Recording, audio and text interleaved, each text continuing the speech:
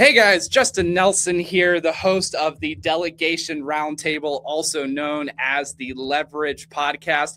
And I have an awesome guest on today. He was just telling me we met back in 2020. I was thinking like 2019. So one of us is off. One of us is probably on. It's probably you, just to be honest with you, Nick. But with that being said, Nick, I want to introduce you to our audience. I'm going to have you maybe just kick off with a little brief bit of your background before we dive in much deeper throughout today's podcast. But kind of tell my audience, what do you got rolling these days, man? And what are you known for?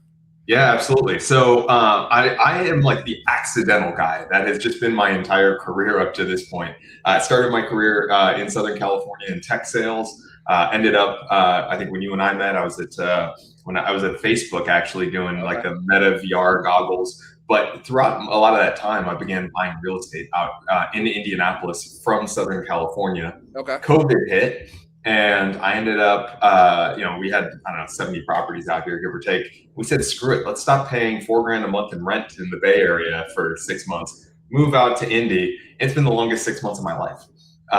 And ended up growing my portfolio fairly substantially, buying a couple of wedding venues, starting a construction company, and have had to use, leverage and had to use tools and employees in order to make that happen. I love that. Dude, I already have a question right off the bat. Usually I'm like, give me more, but like, that's so fascinating to me because like so many of our guests, like, they can think about they've been in business for 20 years, 30 years, or, maybe they were always an entrepreneur, but to go from like the employee mindset to like being an employee plus a business, that you're running remotely, then to what it kind of sounds like no more as an employee and basically just running all of these things yourself. Like, talk to me, because like we don't talk a lot about that. A lot of times I'm talking to entrepreneurs that have just always done it, right? Or their corporate career was so long ago that they only moved over because they got fired or laid off, where it sounds like you kind of got the best of both worlds for a bit. I'm sure pros and cons, but talk to me about that. Like, at what point where you're like, okay, I'm using this to subsidize some income, to grow this thing, to feed the fuel. So talk to me a little bit about that. Yeah, so making that decision is a really hard one. I was always kind of an entrepreneur within greater organizations, and I think you kind of have to be as a sales individual. Yep. Because your objective is to go grow your business as much as you possibly can, so that you can go make as much money as you can for yourself. And so I was always coming up with automations. I was always coming up with like new ways of viewing things, new ways of getting additional income from my existing customers. So I don't know, like. I might have been I was a pretty darn good employee if I had a great boss. It's when I didn't have a good boss who didn't give me the leash to go do those kinds of things that things went poorly. And transparently, my last job is kind of funny. When I was at Facebook, I started with a great manager, ended up getting transitioned to a not so great manager who was kind of small thinking, didn't really lead. And for the first time in my entire career, I was 32 years old, something like that. And I got a does not meet expectations. And literally, I was on Zoom or, whatever the platform was. Yeah.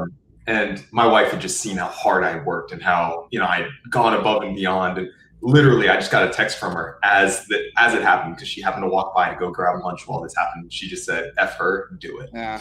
And so I left my job literally the next day. I turned in my notice. Wow, that's awesome. So how did you get into like investing? Like, that's interesting to me because like I know when I first got into real estate investing, everybody told me like, do it in your backyard, like don't go out of state, that complicates it. But I'm sure maybe we were on the same path. Like it for me in Colorado at the time where I was, it was super expensive. It wasn't, an ideal market for it. And I kind of listened to those people, and I wish I hadn't listened to those people. So talk to me, like, how did you get into that out of state and like investing? Like, how did you watch your property? How did you buy them? Like, how were you doing? Yeah. Made about 1 million mistakes along the way. But my first house that my wife and I purchased the month after we got married back in 2016 was a house hack. So for anybody who's not familiar, that's where you have, some type of additional dwelling unit or some way that you're renting out part of the space in such a way that you live there, but then you're also renting out part of it to subsidize or potentially replace your mortgage. So that was our first place. There was an apartment above the garage. We rented it out. And we at that point then were spending less than we had on our rent in our previous place. Our place was way nicer. And for the first time in my career, I got money in my pocket that I didn't have to work for. And I got addicted to that. Yeah. Now, I was living in Southern California. Our first home was a trash heap. It was awful by comparison to many parts of the country. But we paid $650,000 for it. Wow. And it was unbelievably expensive. $648,000. I will never forget that number.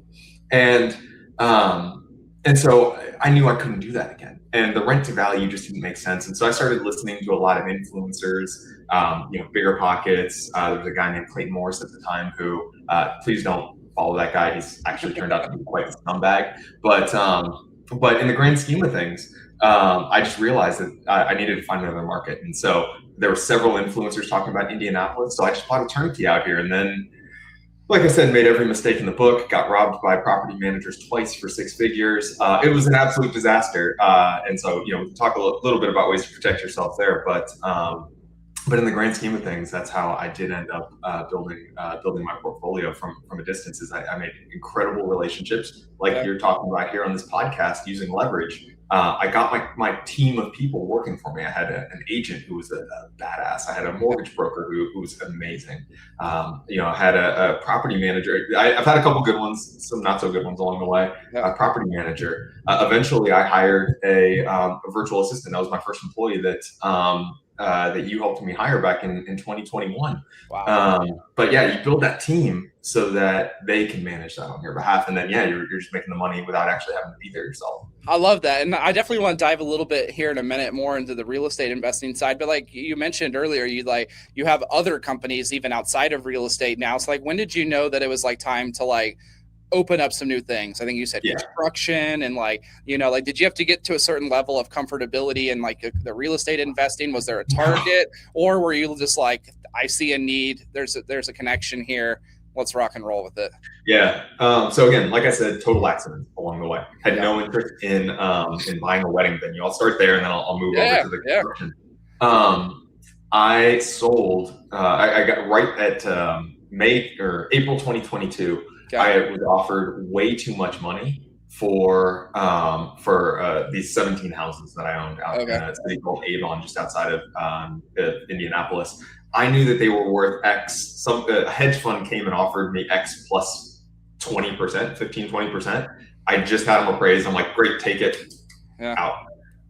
But then I had to do something called a 1031 exchange. So for anybody who's not familiar, you have to essentially sell that real estate, and within 180 days, hire a professional. Don't try and do it yourself. But within 180 days, you have to go purchase the same or more real estate.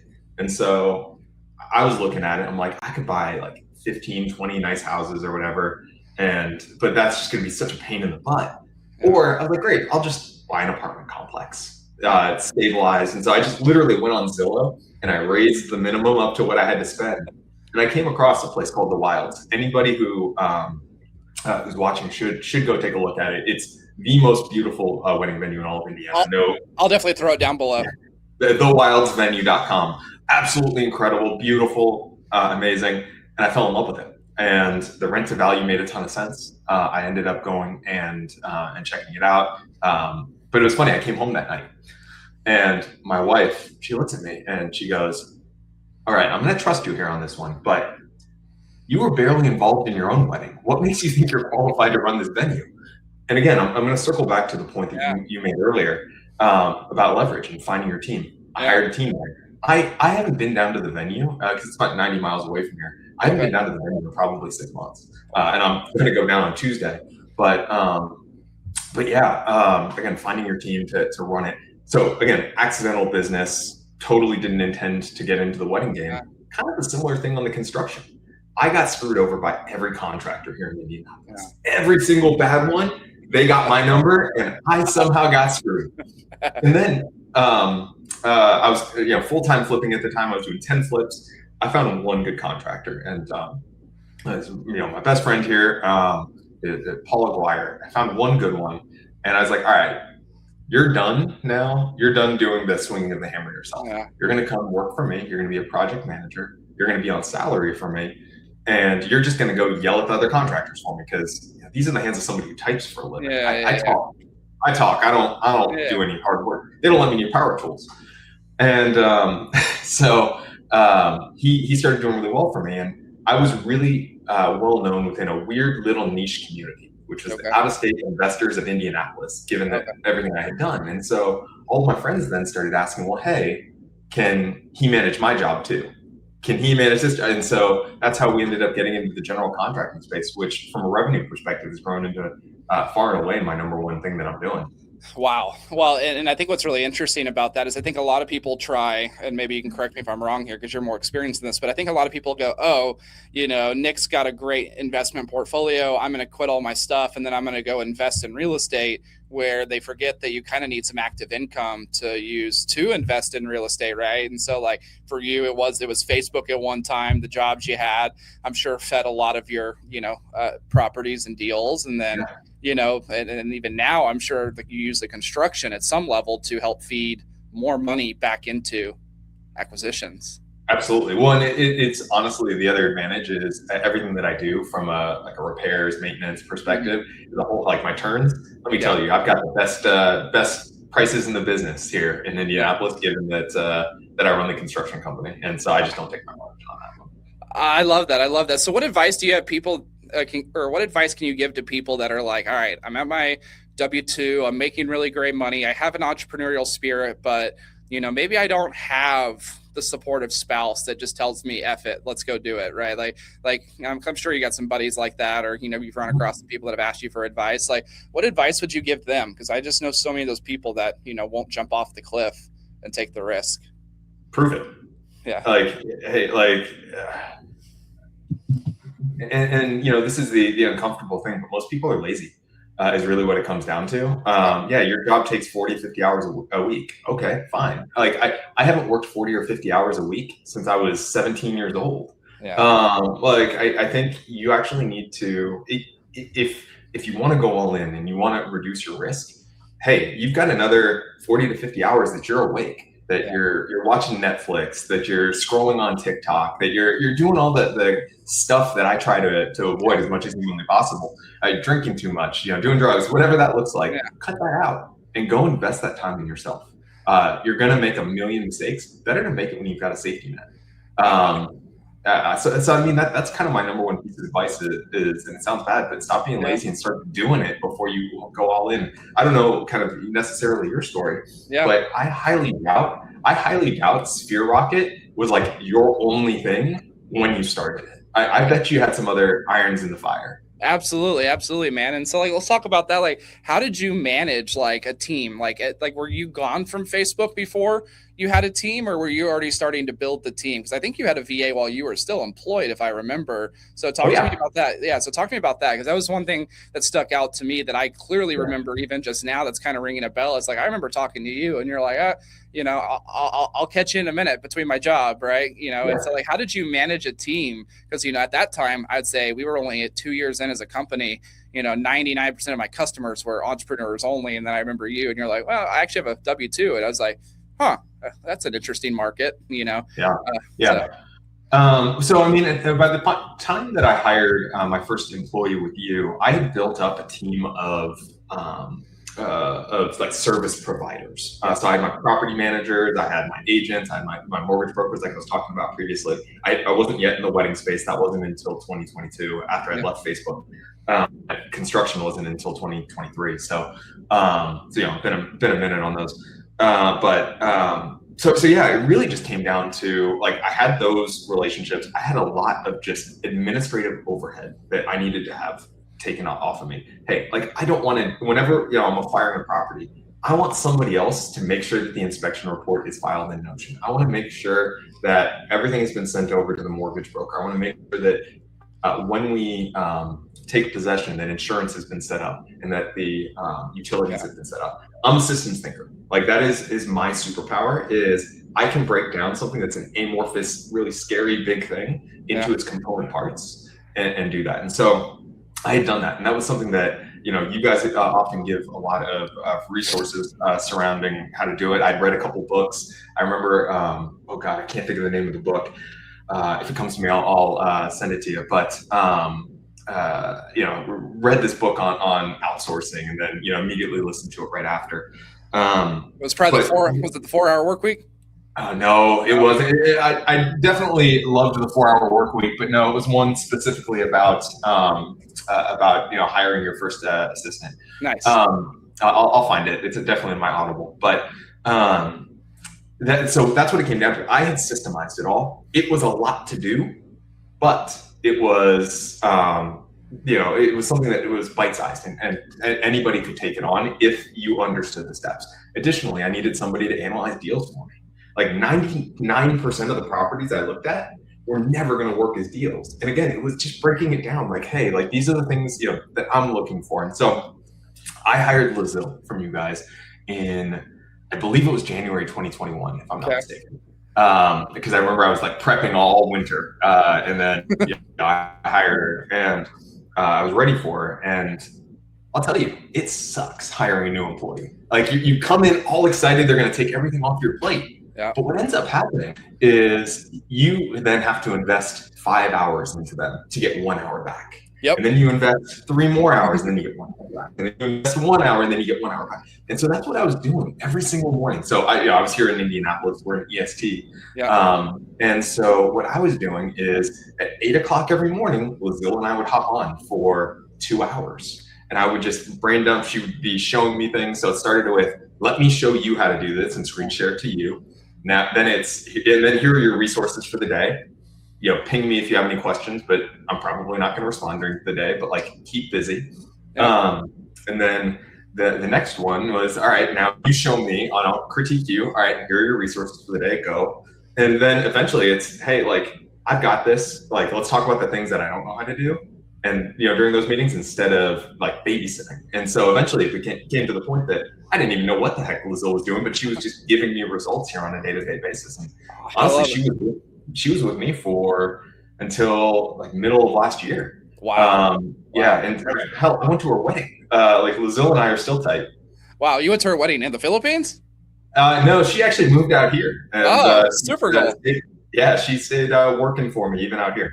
That's super cool. I think that's a great story. Just, I think so many times people think like virtual assistants are like not even real. And I don't mean that like in a bad or offensive way, but like, it's just like a pen pal, right? You're like at a pen pal in middle school in Europe. And it was like, I didn't think the person was real. I was just getting a response back from the other side of the world. Right. And so I love that. Talk to me about like when you first got started, like, why did you go with a virtual assistant? I don't usually ask my guests this, but you were so early on in our company's career, like, you were making good money, in your career. You were obviously investing a lot of money. You probably could have went and got a $35,000, a $45,000 assistant. Why did you choose to start with someone remotely and then, especially on top of that, in a foreign country? Yeah, no, that's a great question. And honestly, I don't have a good answer other than I didn't trust myself. Okay. I probably didn't trust myself with a $35,000 a year employee at the time. And didn't know how to source it. Yeah. And I had read enough. Yeah, I who hadn't read the 4 hour work week at that point and liked the idea of paying somebody $4 an hour with whatever they were talking about at the time. Obviously, if you're getting somebody today, it's a little bit more than that. Everybody. So if you're getting somebody competent, going to be more than that. But yeah, it was probably just lack of trust in myself. And I didn't know it at the time. I think I probably intuited something, but I hate much of the generation that's coming up right now. Like the people that get in those entry level jobs, simply because the entitlement factor is so incredibly high. The work ethic's low and the entitlement's high. And I'm already starting to see that a little bit. And I was hoping for something different, and that's what I got in most cases. I haven't added 100 or 1,000 in my VAs, but yeah, I definitely saw something different in Lazille and made me end up growing my portfolio of employees even more. Yeah, no, I love that. And I think one of the things I kind of heard you say is like, you met her at 8, you sat for a few hours, and it's like, I'm not really going to get back to you throughout the day. I think a lot of people will hire the $40,000 to $50,000 person off the bat. They get busy, they're out there running their company. They're maybe a W-2 job like you had. And it's like, they see money burning when the time is like clicking by and maybe they're not doing something because they're waiting on your response. Where, at $4, $5, $6, $7, $8 an hour, you don't have as much pressure to have to train them on everything tomorrow, right? To get all your time back tomorrow. So what's, yeah, go ahead. I was going to say, and I don't know if I trusted myself as a manager. I'll be very honest with you. I say this to all of my employees that report to me now. I'm not a good manager. No. That is not my skill set. I can dance, I can sell, I can, I can do the tech. But managing somebody on a day-to-day basis is not a skill set of mine. It's not something that I thrive in. Can I do it? Yeah. Am I smart enough to do it? Yeah. But God, I hate it. I hate it to my core. And we can talk about some of the ways that that I've screwed that up along the way. But yeah, I was hiring a VA was kind of a low risk thing to your earlier point. Yeah, I love that. So like once you build up this big of a portfolio, right? Obviously, we're not talking small dollar here, right? It might have started that way, but it's kind of exploded. Like, what motivates you to keep going, right? Like someone hears 70 units and they're like, I would retire today. Someone hears 100, and it's like we all sometimes just dream about it, but it's like when we get there, most of us keep going for some reason beyond just money, right? Maybe it is money, right? I don't think there's anything wrong with that. But for you, what is the next level? Where do you want to take what you're doing now? What's your big goal? Oh, that's a good question. My goal is my daughter. I honestly, I want her to see work ethic. I want her to see somebody who left it all out on the field. My objective is for her never to have to work a day in her life, but I sure as hell want her to want to. Yeah. And I don't think anybody who can do what I did could stop. Yeah. Anybody who actually has, again, we were just talking about it earlier. Anybody who has the ability to go and put the hours I did in has no ability to actually take a vacation. I haven't taken a vacation day in years. I'm sending messages, I'm scheduling messages, I'm thinking about things, I'm taking down notes. I can't stop, and so it's probably an unhealthy obsession. Is really what it comes down to. I love that. So what's your team look like now? Obviously, it's a crazy story. You have a VA from the Philippines. She moves over here, which is wild. I've actually only heard of that twice now, out of 12,000 plus placements. Maybe it's happened more, but what's your structure today? How are you guys set up? How many employees do you have, or contractors and different components that you have to oversee? All right, so that's a difficult one.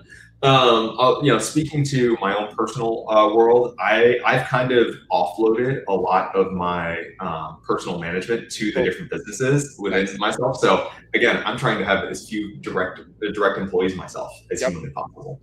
And believe it or not, I actually don't have a single virtual assistant who reports to me directly anymore, which is pros and cons.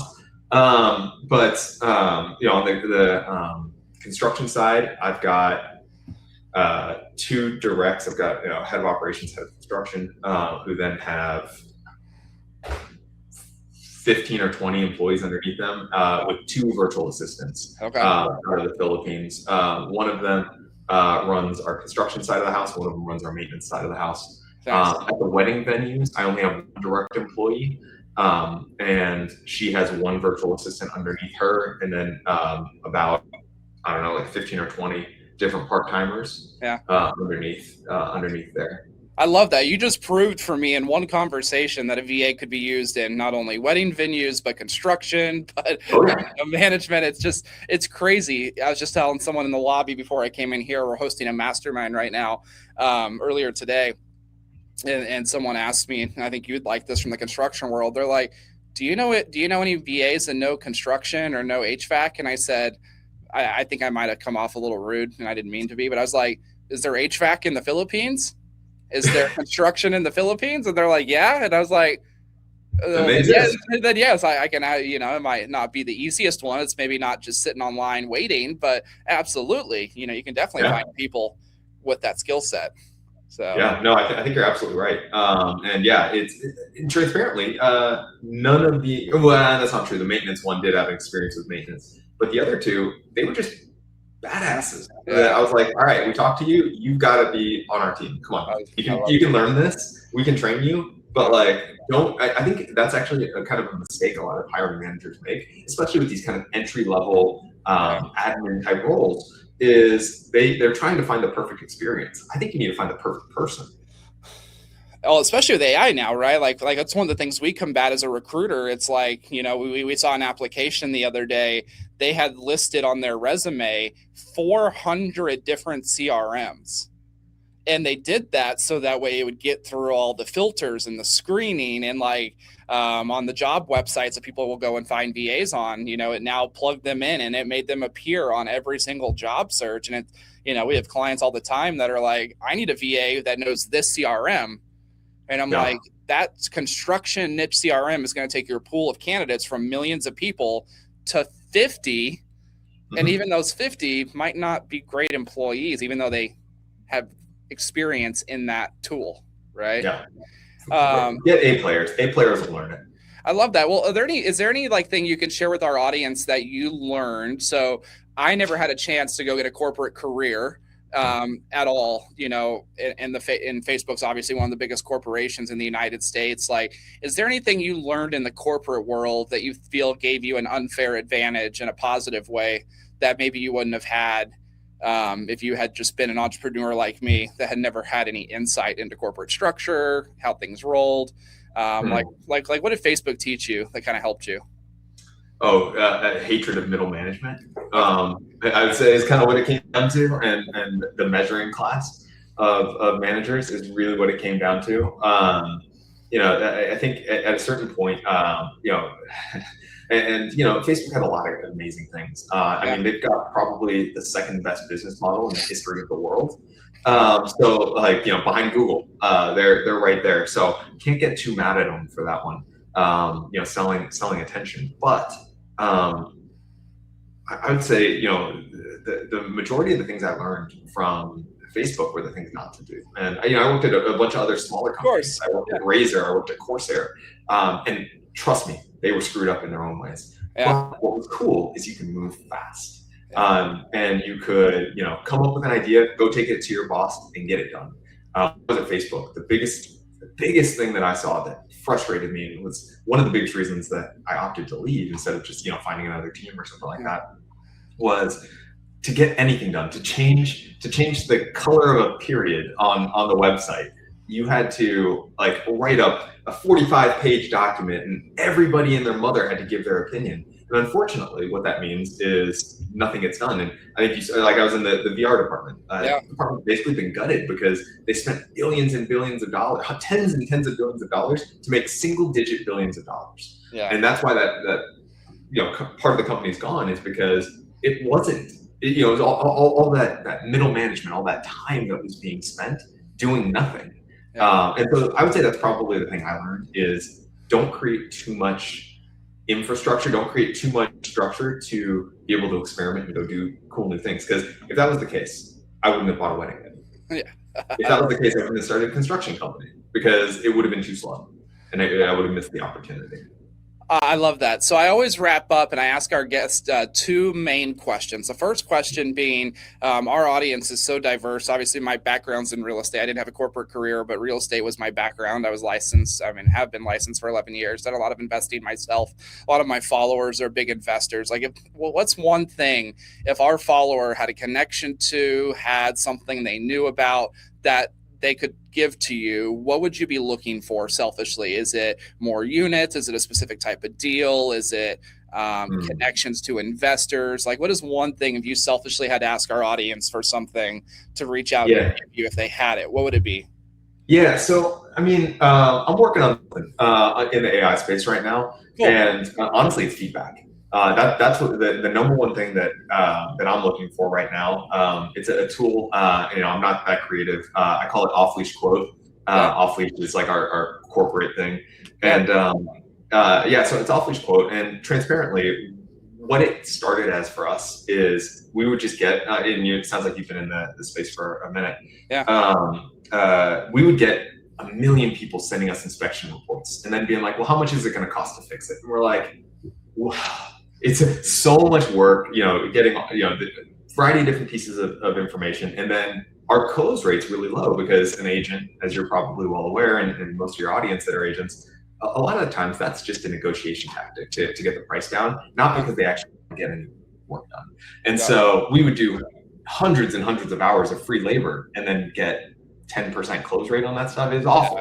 And so created it there, and then it has largely expanded for us. Now we just use it for all of our estimates to start, and then send off a good, better, best. So transparently, that's the number one thing is anybody who's looking to understand how much it costs to actually do repairs, to take a look at it and give me feedback. And I think it's a pretty cool tool, but honestly, that's the number one thing that I'm asking for right now.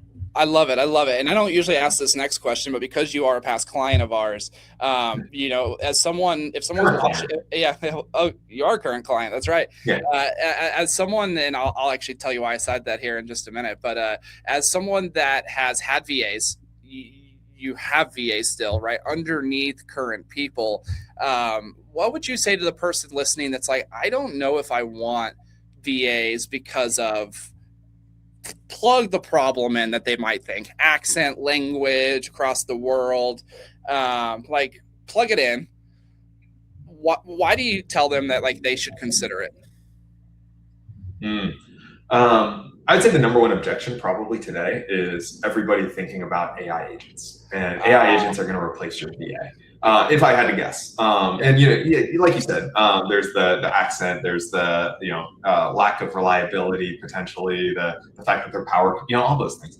I largely agree with a lot of things. I don't think if I couldn't run my business with its current infrastructure 5 years ago, I would probably need another 3 or 4 VAs in order to make it happen. Wow. Just from an admin entry perspective and all of that stuff. I mean, the number of automations we've got running here from a Hermes, from an open cloud perspective, are just absolutely silly. And so I do think people have the opportunity to reduce their reliance on the human element of the VA. With that said, there are places where the human element is exactly what people need. When somebody picks up the phone and they call your business and they get an AI agent, they hate it. We have, we use Quo. If instead of voicemail, we have an AI agent that does it. People hate that thing so much. But one of your virtual assistants picks up the phone. They may have a little bit of an accent. It's honestly, if they're from the Philippines, it's going to be a beautiful sing-songy accent that is pretty darn understandable. But that's much more human. When we call a tenant to get into a property, they don't want to just get a text from an AI agent. You call them. They're not getting a pre-recorded message. They get to go back and forth. They say, hey, like, unfortunately, I can't be there too. Great. Like, we'll have you there too. It makes it human. And that people want to buy from humans. Yeah. They buy from technology because they have to, and that's the efficient option. Sometimes the human element is the efficient option. Well, I love that. And I think you're in a position where the AI is going to come in and complement and really take things further, and I think a lot of people, they might get in the business and go, well, Nick's got this AI and it's running so much of his automations, but they don't even have their first property yet, right? They haven't even stuck their toes in. And I almost feel like sometimes it can be a distraction to lead generate. I mean, I find myself all the time, like you said, in OpenClaw and just like building things out. My team will go, do we need that? And I'm like, well, maybe not yet, but one day we'll need that, and then team's like, all right, back on track, Justin. And I'm like, all right, cool. So, but I agree with you, man. It's like, okay, you used to maybe need 5. My clients ask me all the time, what's it do to us? And I was like, well, maybe where you used to need 5, you can get away with 2 VAs. But if you're smart, you can still have 5, enable them with AI, and now you're it's a multiplying effect type of situation. So no, I wholeheartedly agree. I mean, we've done away with a lot of the busy data entry for our VAs, and now they get to do the things that actually make a difference in the business. Yeah, no, I love that. And it allows them to, I had one the other day that I asked my gal, she's like, I need some help. I need some support. And I said, well, how about this? If I can give you an AI that helps you, I'll pay raise you a little bit. You manage the AI and now you save me. She gets a pay raise, right? We put some automation in there and I save a whole nother salary, from being hired. So awesome, man. Well, I really appreciate you jumping on. You are absolutely one of the OG clients. You have multiple VAs. I'm gonna have to pick your brain more on the VA that moved over here. That's super awesome. Like, I love hearing that story. That's just so super unique. So with that being said, man, I really appreciate you jumping on today. And if you guys are watching here, between the wedding venue, between testing out the AI, I'll make sure to put your off-leash stuff down below in this podcast episode. When we blast it off, I'd say we at least have 300 to 400 big time investors contractors, over our last 2 to 3 years that are using VA. So I'm happy to put that out in an email blast as well for you, man. So I know I'm excited. I have my home on the market, and we had some repairs, and it was that exact thing. I needed like 19 people to come by and look at this and look at that, and it is burdensome. Oh God, yeah, it's an absolute headache, and agents don't know necessarily what construction costs. So yeah, I think you're absolutely right. Well, or the problem is they think they know because Bob said it's $5 and it's actually $500, or the opposite, right? They say 500 and it's actually $5. It's like, well, where's the truth, right? So you're 100% right, dude. I love it, man. Well, I really appreciate you jumping on. And with that being said, guys, another episode of the Leverage Podcast. If you guys want to reach out to Nick, all of his contact information will be down below. Man, I know that's an inspiration to me. A wedding venue it's so funny you say that. Like it's something that's been on my bucket list. So I know as soon as I hit the end of the recording here, I'm definitely going to pick your brain on that. So, man, I really appreciate you jumping on today. Absolutely. Thanks for having me. Of course.